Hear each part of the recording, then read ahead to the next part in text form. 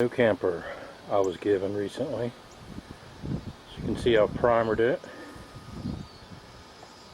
The AC actually works, though it leaks.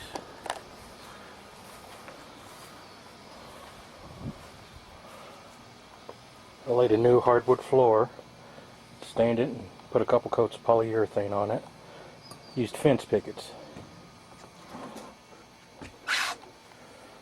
Washed all the cushions. Cleaned everything up. It was horrid in here. By the way, this is a '63 Comet. It was sitting in a farmer's field for over 10 years.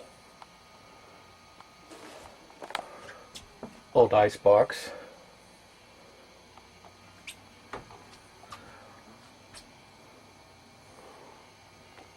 So it's salvageable. I'm working on it steadily.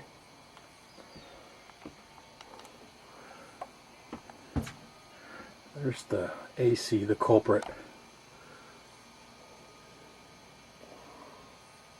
I'll post more info when I get more work done.